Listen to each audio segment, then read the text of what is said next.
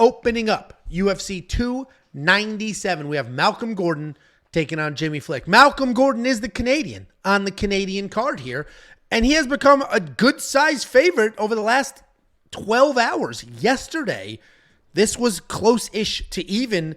This morning, I did these graphics this morning. This morning, when I updated these odds, minus 160 favorite. That's quite the movement. But we got Malcolm Gordon, 14-7 overall, 2-3 in his last 5, coming off back-to-back stoppage losses. He's taking on Jimmy Flick, 16-7 overall, 3-2 in his last 5. And he's also coming off back-to-back losses, this time knockout losses.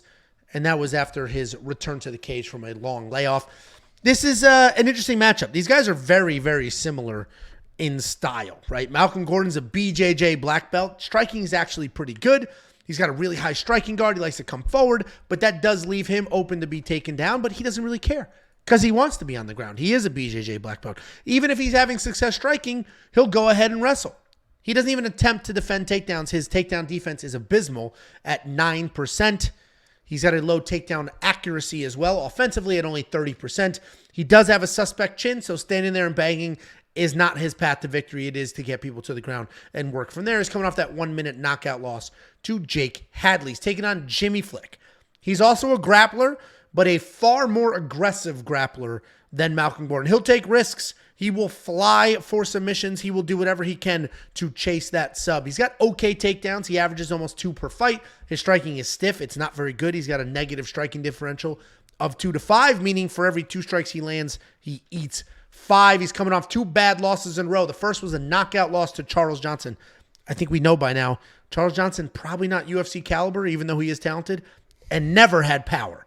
So knocking out Jimmy Flick is not a great look for Flick, but okay. He was coming back after a 2-year layoff. He just got knocked out by Alessandro Costa. Okay, Alessandro Costa's young, dangerous, all those things. Ultimately, Jimmy Flick is a dangerous grappler who's not a very good striker. I am going to pick him to win this fight. And it goes against the odds, and it goes against conventional wisdom of Malcolm Gordon's the Canadian on a Canadian card, and the UFC honestly looked at their roster and said, who can Malcolm Gordon beat? Let's give him somebody he can beat at home. Jimmy Flick's the only name they can come up with. And I'm not being rude to Malcolm Gordon because he showed us how good he can be. Malcolm Gordon does have a few losses in the UFC, but they are good losses. Jake Hadley doesn't suck. Sumar Ergi doesn't suck. Amir Albazi is very good. Muhammad Makayev potentially could be very good. So those are quality losses. The problem is the only reason I'm picking Jimmy Flick to win is just a clash of styles. If I could trust Malcolm Gordon to keep this fight standing, then he's the clear pick, but he's got a 9% takedown defense, and he offensively wrestles as well. On the ground, Jimmy Flick's going to be the better grappler. Jimmy Flick is going to be the pick here. Do nothing with that information. Do absolutely nothing. Spend no money on this fight. This could be 3 rounds of sloppy nonsense. This could be 2 seconds of throwing punch. Do nothing with that information. But Jimmy Flick is going to be the pick. What do you think, Jakey boy? Yeah, can you do me a favor real quick and just kind of like roll your chair back, stand up and say, get out of my swamp. Get out of my swamp. Are you calling me Shrek? If you don't mind, if you could just Yo, this is push the chair back. This is just slimming. Please oblige me. Push the chair slimming. back. Stand. Green is not. Green is not it. Say, This is get out of my swamp. Prosper Green, first of all. Second of all, dude, I'm down. Dude, I stopped drinking New Year's Day, and I am slim, hydrated, and ready to beat your ass. You think so, huh? I'm positive. Look at the face. It is round no more, my friend. A round mound of rebound. Can you go ahead and break down this fight? Honestly, you kind of said everything I was going to say. So, I mean, Malcolm Gordon probably is the better striker. He's probably going to get way too aggressive, shoot a takedown, get swept, or get submitted from Jimmy Flick's guard. And I think Jimmy Flick's going to win this. But I agree that it's a close fight, and Jimmy Flick, both these guys are very hard guys to trust. Jimmy Flick definitely is better in the striking than people give him credit for. I know he did get kind of smoked by Charles, but that was after a 2 or 3 year layoff. It is what it is. Sometimes you got to get back in the feeling of taking shots. And he saw in his last fight, I mean, that dude was eating leg kicks, but he showed toughness. I mean, most of the time, you eat 3 or 4 and you're done. He tried to work through it, got out of the round, went to his corner, and was like, I'm good, man. I'm good. I mean, he showed some real toughness. So, yeah, he is kind of a jiu-jitsu nerd. I kind of mentioned in my quick pick video. He's not really like those soft-ass jiu-jitsu nerds, right? I mean, because a lot of them will roll on their back. He's not Claudio Puelles. Yeah, that's exactly right? So him and Ryan Hall, these guys are actually tough dudes in their jiu-jitsu. And, excuse me. Ryan Hall's a pussy. Well, go ahead. No, we're not. Okay. Jason Kelsey. Watch if I give a shit that this kid left. So we both picked Jimmy Flick because we both think he's the better grappler in this matchup, and I think that's going to be enough. Jacob is unreasonably obsessed with Ryan Hall, and I think we'd all agree Ryan Hall, not very good. DraftKings-wise, this is a weird fight. $8,300 for Malcolm Gordon, $7,900 for Jimmy Flick, and that's going to be tricky because I don't know. He's calling me. Yeah, can I help you?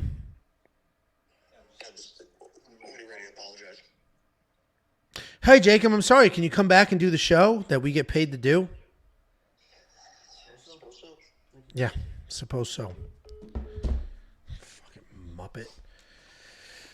$8,300 in DraftKings for Malcolm Gordon, $7,900 in DraftKings for Jimmy Flick. It's going to be tricky because I think whoever wins this fight is going to score well in DraftKings. I don't think this is going to be a sloppy 3-round decision. I do think we'll end up with a very clear winner that doesn't go to scorecards. But even if we end up with a sloppy decision, there's going to be a whole bunch of grappling and a whole bunch of control time. So I'm on the Flick side. I wish he was a little more affordable than $7,900, but I do think whoever wins this fight is going to spend some or win some money in DraftKings. I just don't know what side I'm on, so I don't know if I'm going to do it. What do you think?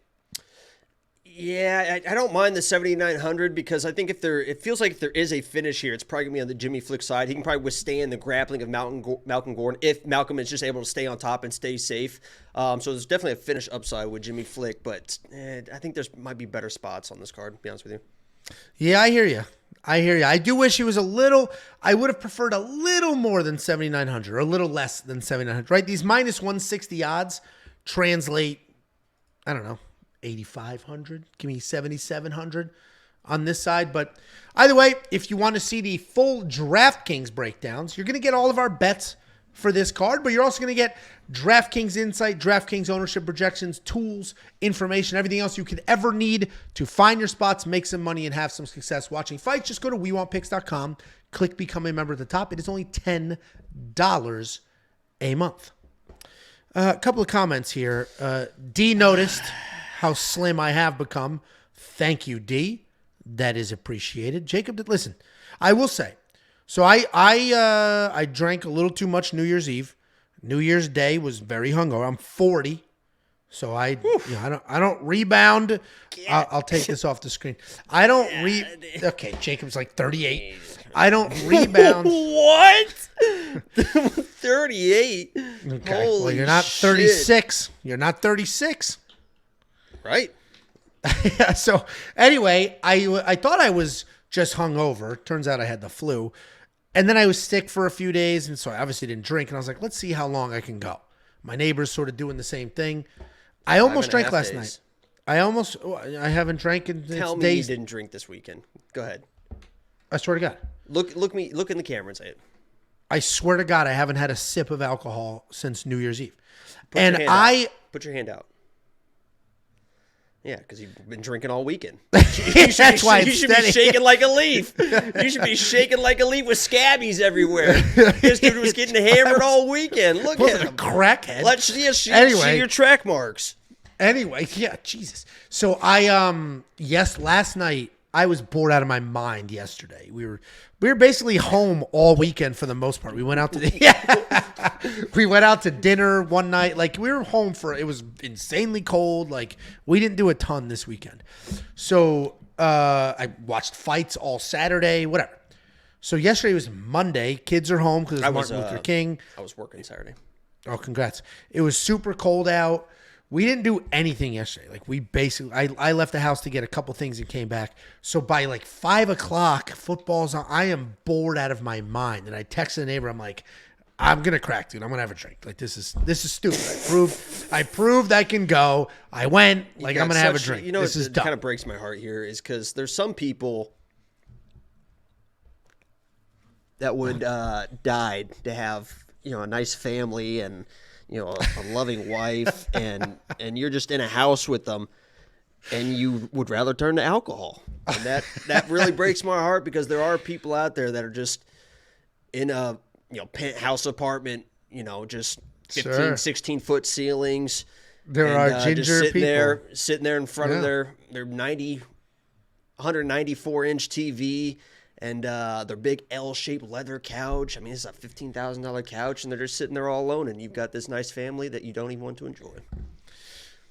First of all, I don't drink until after the kids are in bed. Second of all, the kids are why I drink. But anyway, I was bored. I texted the neighbor. I'm like, I'm going to have a drink. And he was like, why? Just drink your tea, which is so... I started drinking tea. It's so feminine. Dude, the tea I drank last night was lemon loaf cake. Like it's so feminine. I'm so lemon British. Loaf cake sounds fantastic. It smelled fantastic. It tasted fantastic. It was great. So I poured the wine. I loaded the cup with ice. I poured the wine. It felt like good old days. And then I was doing laundry or something real quick. I came back to it. I'm like, no. If I drink right now, I'm gonna be pissed at myself. So I poured it out. Didn't drink it. I will probably drink this Saturday though. I'm going till this. I'm gonna drink at UFC 297. I'm going till this Saturday. It's fucking stupid not to.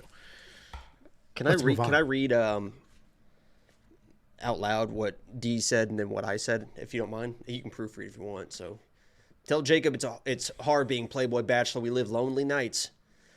And then I responded with, that's a pretty good line, huh? Before you go, let me give you $50. Anybody who goes to wewantpicks.com/bets and signs up with any one of our affiliate partners gets $50 as a thank you. Use the link, sign up, make a deposit. We send you $50 as a thank you.